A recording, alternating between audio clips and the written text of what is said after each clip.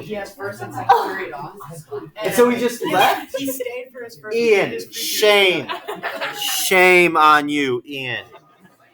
Ian, I'm just letting you know right now, as you watch this video, I have a full class except for you. And Shame. you don't get to use a partner on the partner quiz. Camille is going to refuse the partner on the partner quiz. All right. She'd rather do it alone. All right. So section 5.5, the substitution rule. Oops, sorry. Let me get this going here. Yeah, really. You don't want to commit to that too soon. Section 5.5, the substitution rule. Now, I think we have seen that we can evaluate integrals in a lot of different ways, but the problem is they have to be specific integrals. They have to look a specific way. They have to be something where you could get it to be a polynomial. Or, they can't be too complicated, I guess we should say it that way. For more complicated integrals, we can use something called the substitution rule.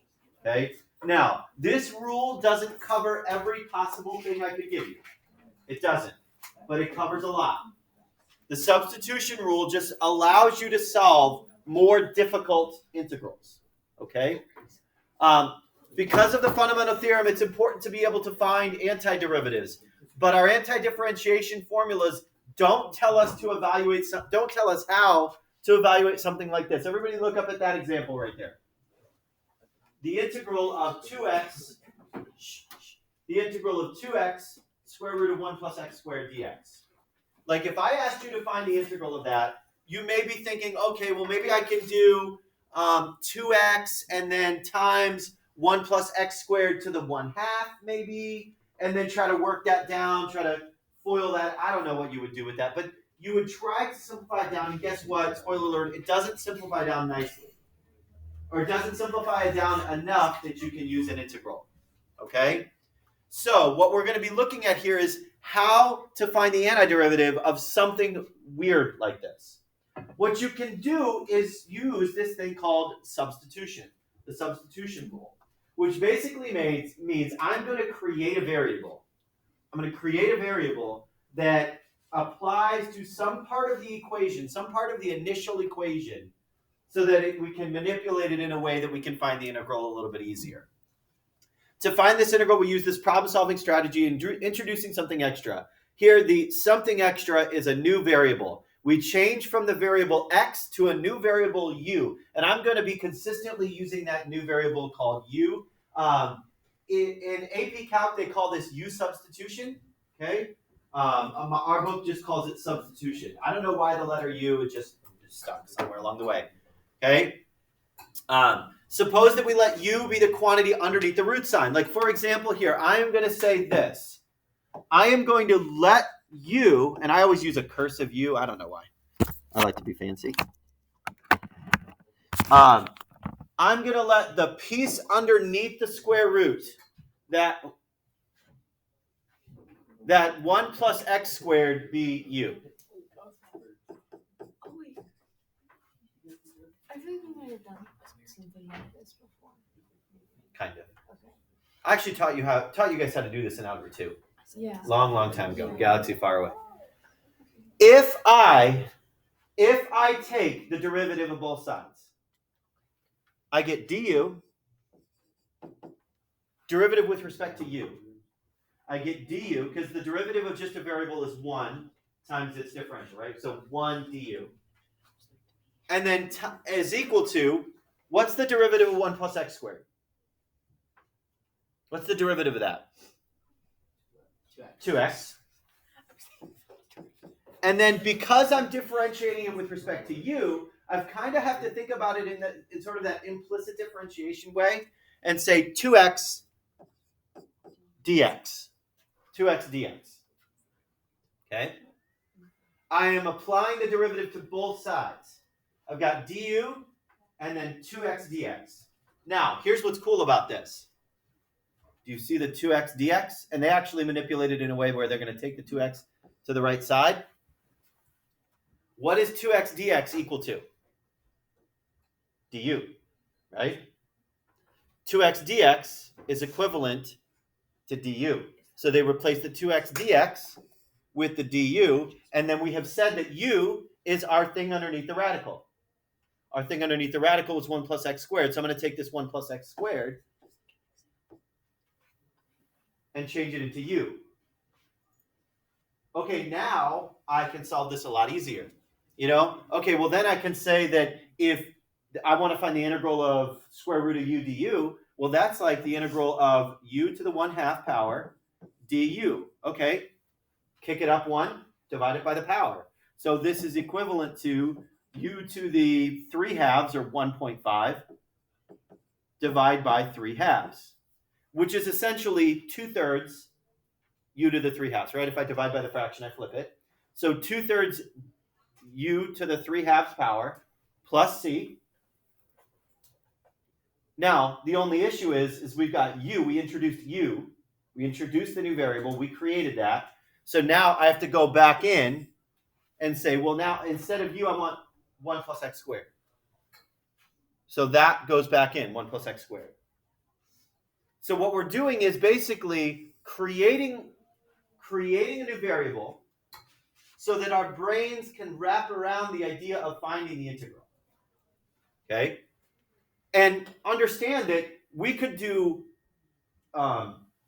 definite integrals or indefinite integrals in this exact same way. Okay? We could do definite or indefinite integrals this exact same way. So basically what we have here, and I'm going to skip down to this. This is the substitution rule. What we can basically say is that if you want to find the integral of two different functions happening at the same time, basically a composite function. Notice how we had the square root of 1 plus x squared. It was a square root function with something inside of it.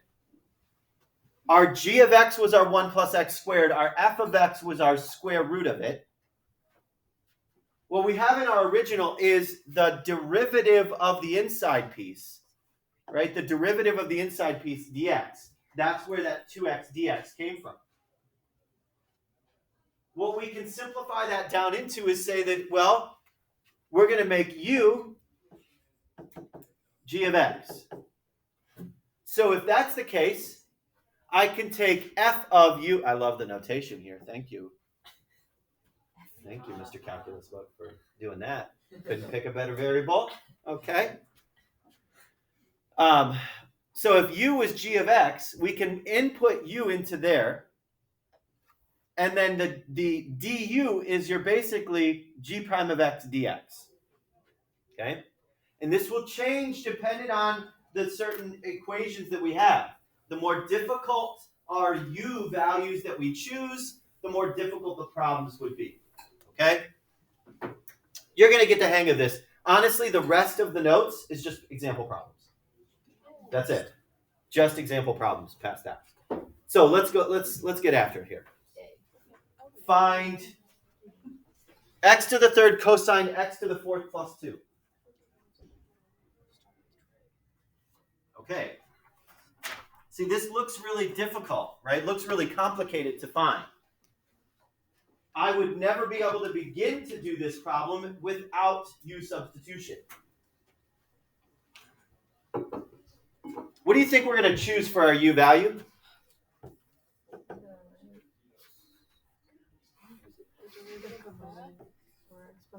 U is my innermost function. U is my, hopefully not, the mic didn't pick it up. Yeah, I don't know. U is my innermost function, x to the fourth plus 2. So look inside as far as you could go. Honestly, a lot of the times, that's one of the most difficult parts about it. Figuring out what you want to change your variable into. Okay, you decide what you want your U value to be. Then you take the derivative of it. Okay, du is going to be equal to 4x to the third dx. You follow me there? I just took the derivative of both sides.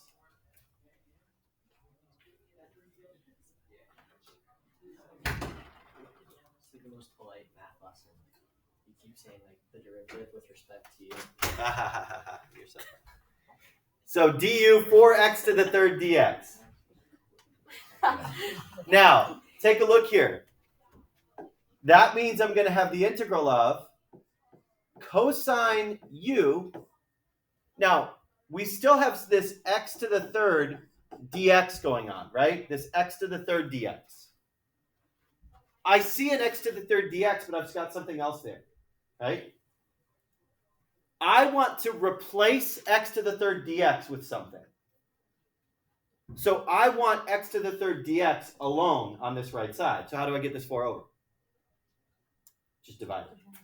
So this is technically like, oh, I'll put this in green. I'll put this in green. 1/4 du is equivalent to x to the third dx. So you have to figure out what you want to solve for. So it's 1/4 du is equal to x to the third dx. So now I'm going to put in place of x to the third dx 1/4 du times 1/4 du. See, when I go to evaluate the integral, I can't have any double variables. Like I have to have all of the same variable. So when I choose to go to u, no more x's can remain. When I choose to replace everything with u, no more x's can remain. I can't use any more x's. So now, just a little manipulation here, 1/4 cosine u du. Okay, now that I could have had on our last test. What's the integral of cosine? Just sine, right? So 1/4 cosine u is 1/4 sine u plus c. Right? Because the du goes away when we evaluate the antiderivative, right? And now to finish this part off, we go in and we say, okay, instead of u, I want u is equivalent to x squared. So 1/4 sine of x to the 4th plus 2, u is equal to x to the 4th plus 2. Sorry, not x. Plus c. And that's my answer. So I create a variable. I find the derivative. I figure out what I need to replace it with. And then I run the antiderivative with that new variable. Now, from that variable, you have to go back in. You have to take that u and take it back out again. Okay? We're introducing a new variable so that we can easily, a little bit more easily, reduce it down, evaluate the integral, evaluate the antiderivative. But in the end, you should always have your x's back in and your u's gone. Yeah. What happened to the x to the third? It went away Yeah. because du was 4x to the third dx, which we then shifted here. We said, okay, 1/4 du was x to the third dx. So it turned into 1/4 du. Oh, so we did that, like the first blue line. Yeah. This here, right? Actually, I can just say the x to the third dx. X to the third dx was 1/4 du. So x to the third dx got replaced with 1/4 du. So when you say, like, what happened to the x to the third, it was actually the 1/4 when we changed it into du. Okay? Let's try another one.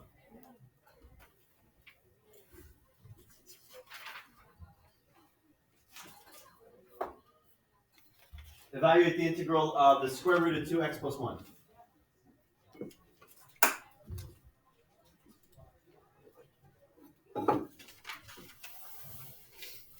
Okay, what do you think your u is going to be? 2x plus 1.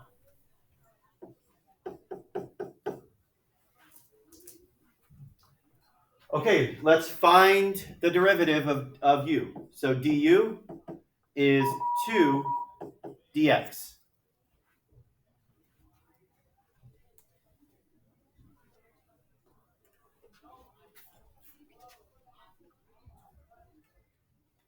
Now, like if I start going into my integral here and I'm going to say, okay, this is the square root of u.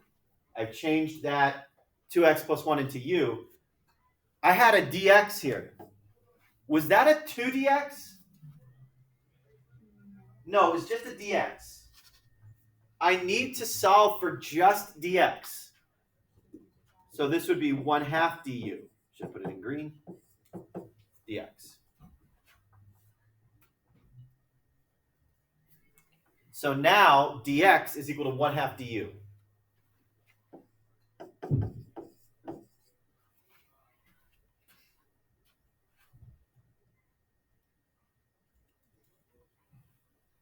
And now I can evaluate. So 1/2 square, actually I'm going to take that square root and turn it into the 1/2 power. So u to the 1/2 power du. And now I find the antiderivative. Okay, so kick it up one. So 1/2 turns into 1.5. I think do I do 3/2 again? I'll say 1.5. So 1/2 u to the 1.5 over 1.5 plus c, because again, this is indefinite integral, general antiderivative. Let's take 1/2 and divide it by 1.5. 1/3, right? So 0.3. Should I make it a fraction? Yeah, why not? So this is a 1/3 u to the 1.5 plus c. And then in the end, I want to take u out and plug back in 2x plus 1. So 1/3, 2x plus 1 to the 1.5 plus c.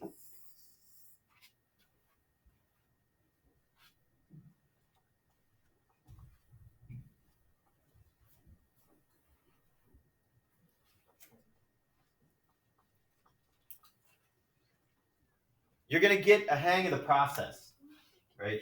You're going to get, there's a rhythm to all of these. You decide what your u is. You differentiate your u.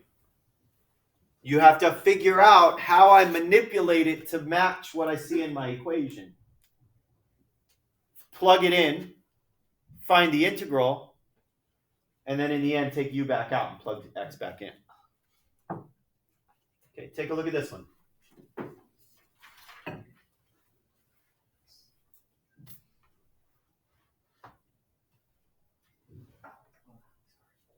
It looks really difficult, right? Yeah. But with U-Substitution, we can make this not so bad. Okay, what do you think I'm going to make my u? 1 minus 4x squared. Yeah. U is going to be 1 minus 4x squared. So du is going to be negative 8x dx.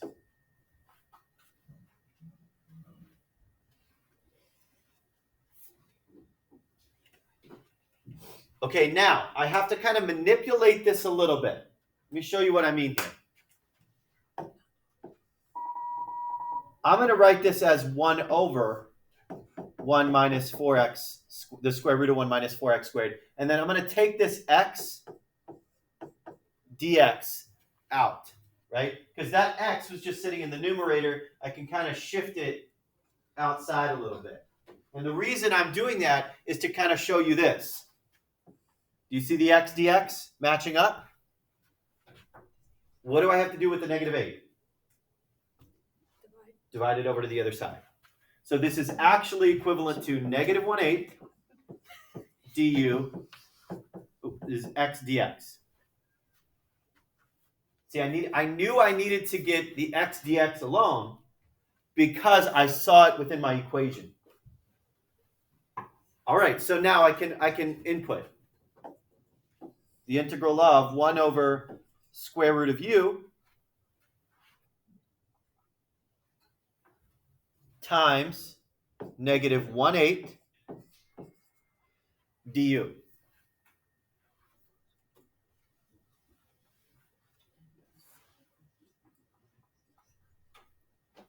Okay, now I can find the integral there. It's going to be a little bit more difficult than the other ones, but that's okay. So this is the integral of, I like to put the constant in front, negative 1/8, and then u, if it's a 1 over the square root of, that's like saying 1 over 1/2 or negative 1/2 power. du. Right? 1 over the square root is just saying 1 over 1/2 or negative 1/2 exponent. All right, so in this case, I can say negative 1/8 u to the, okay, bump it up a full value, negative 1/2 to positive 1/2, plus c. Oh, divided by 1/2, sorry. Plus c.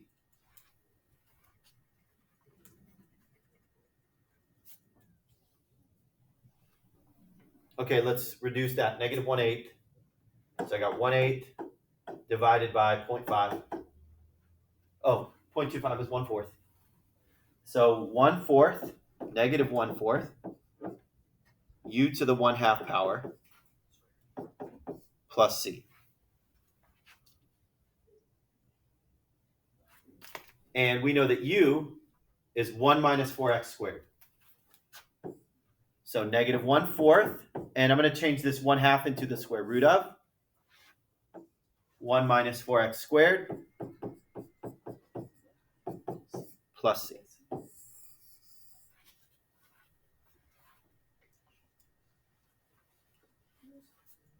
Hopefully we're starting to get the hang of it a little bit more. Mhm.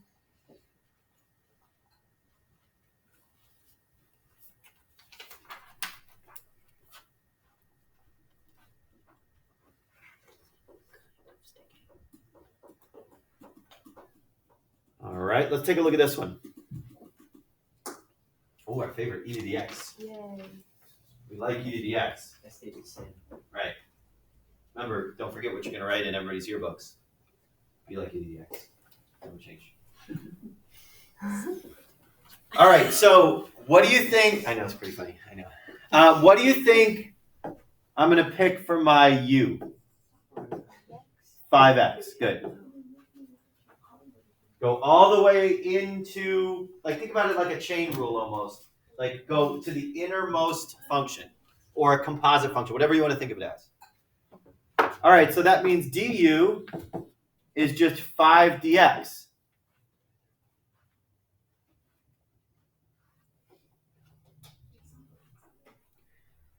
Okay, now what I'm going to do is I'm going to divide over that 5 because I just see a dx, right?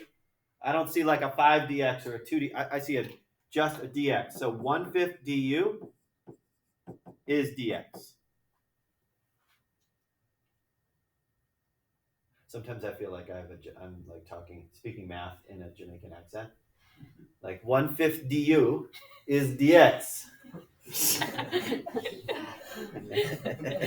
That's just what's going on in my brain. I got a lot of weird stuff going on in my brain. So this is the integral of e to the u, and then 1/5 du. Right? I replace the dx with that 1/5 du. You're never going to be able to unhear that. All right, so 1/5 e to the u. Oops. 1/5 e to the u du. Now I find the antiderivative, which essentially leaves it the same, right? All I did was pull this 1/5 in front. So now this is 1/5 e to the u plus c.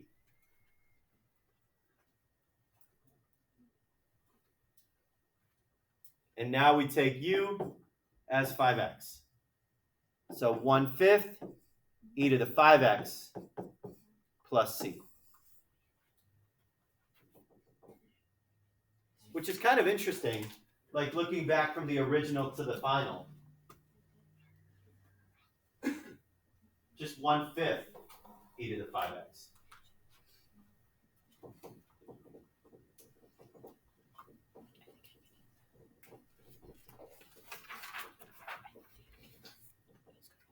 Let's do one more example here.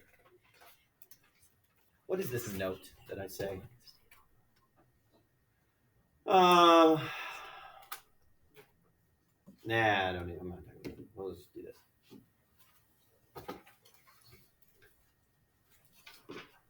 Ooh, this one's, there's a lot of writing on my page.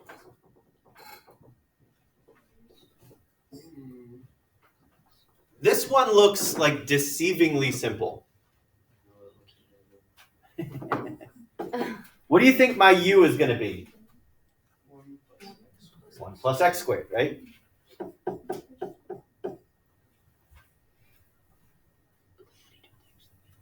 All right, so du is 2x dx.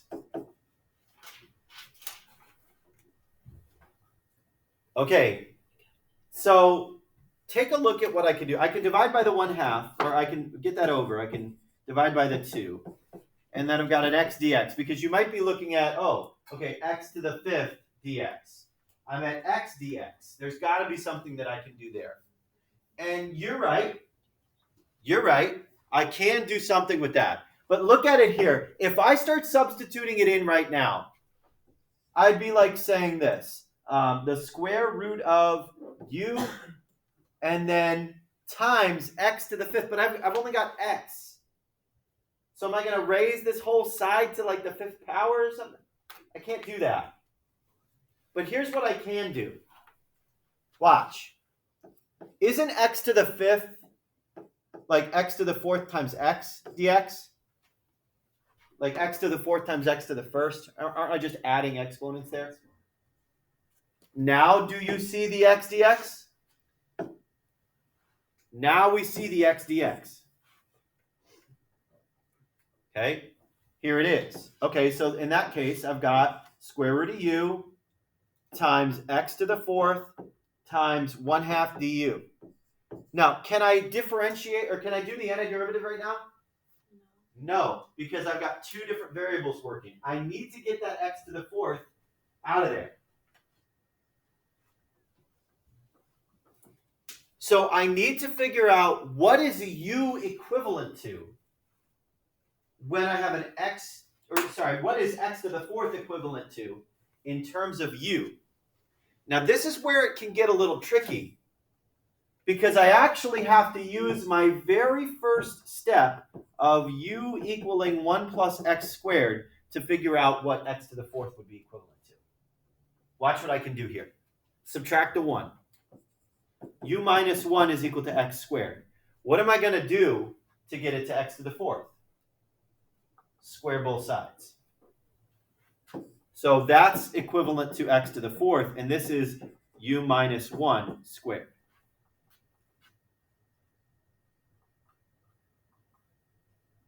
So this is essentially saying the integral of square root of u times u minus 1 squared times 1/2 du. This went right there. See, there's another layer onto it where if you have extra pieces of the original x that you need to get rid of, you can sometimes manipulate your initial u value to get them to go away. Now, how's that going to help us? You might be thinking, well, wait a sec, don't I have to do like another substitution here? Like, because now I've got something in there again. No, because this is just a squared. So can't I take it like this? I'm going to take that u, write it as 1/2 power, just to kind of simplify things before we get too far in. Well, what is u minus 1 squared? Isn't that just first outer inner last, u squared minus 2u plus 1, 1/2 du? All I did was just FOIL that. Square the first, double the product, square the last. U squared minus 2u plus 1. And let's just distribute in the u to the 1/2 power. So it's going to be the integral of u to the, okay, when I'm multiplying powers, I add exponents. 2 plus 1/2. Okay, let's make it easy on ourselves. 2.5. 1/2 times, u to the 1/2 times 2u. That's like u to the first, right? So add exponents. Minus 2u to the 1.5. You right? C's at the door.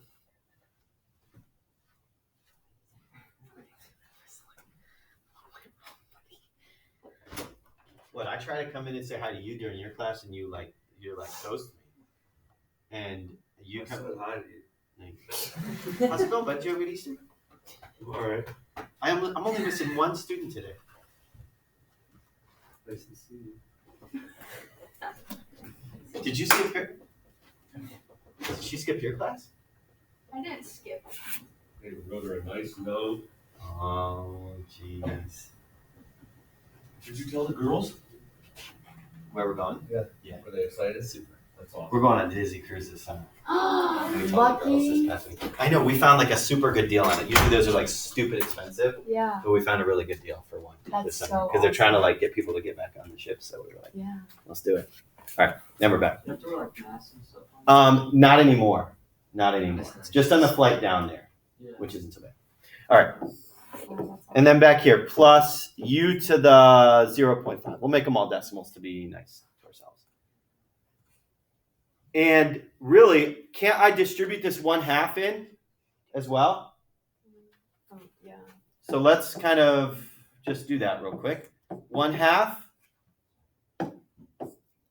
I can do that a lot easier than you probably can. And then we'll put this. Oh, really? Okay. Whoa.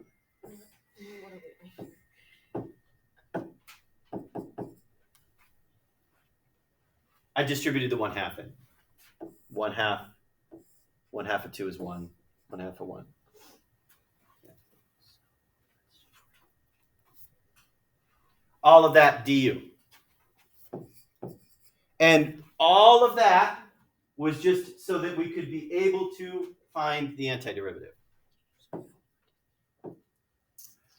Okay, so we've got 1/2 u to the 3.5 divided by 3.5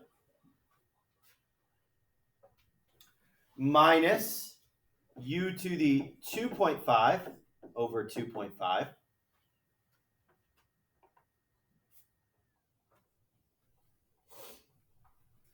plus u to the 1.5, or sorry, 1/2 u to the 1.5 over 1.5 plus c.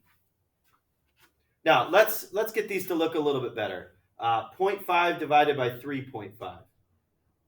Whoa, what's that as a fraction? Hey, there we go. 1/7. 1/7 u to the 3.5 minus, okay, 1 divided by 2.5. Let's see what that comes out to be. 0.4, 4/10, 2/5. Okay. So 2/5 u to the 2.5. And then we have 1/2 divided by 1.5. Isn't that 1/3? Can we do that already? Yeah, 1/3. 1/3 u to the 1.5 plus c. Don't forget about your very last step. Plug x back in. Remember, u was 1 plus x squared. It's still right there. So I can say 1/7 1 plus x squared to the 3.5 minus 2/5 1 plus x squared to the 2.5 plus 1/3 1 plus x squared to the 1.5 plus c. Deceivingly difficult, isn't it?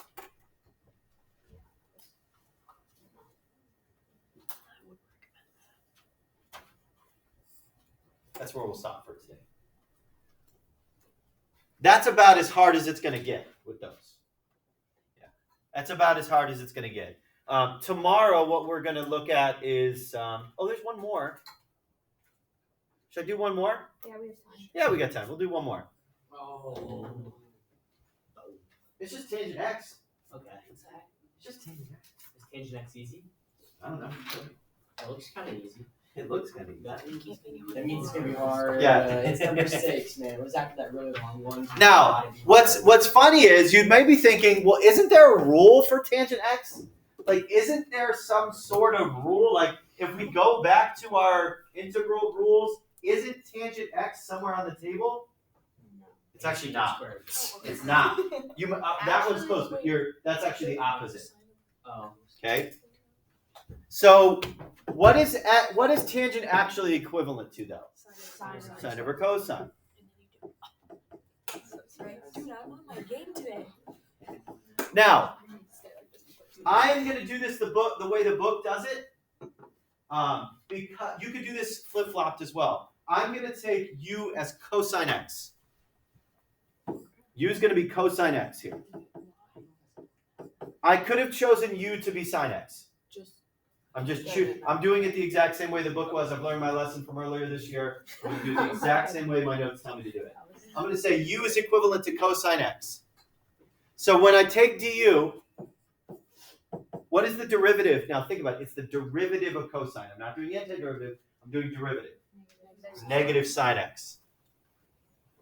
Negative sine x dx. Now, I'm close to that, aren't I? Isn't this equivalent to saying this? 1 over cosine x times sine x dx? Right? Whatever's in the numerator, can I pull it out? And I'm really close. Let's just divide the negative over to the other side. Negative du is equal to sine x dx. Okay, we're there. The integral of 1 over u times negative du.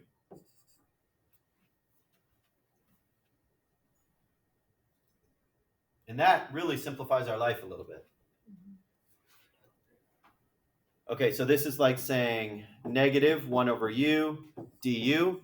What is the antiderivative of 1 over u? Just u, right? Wait, why is it?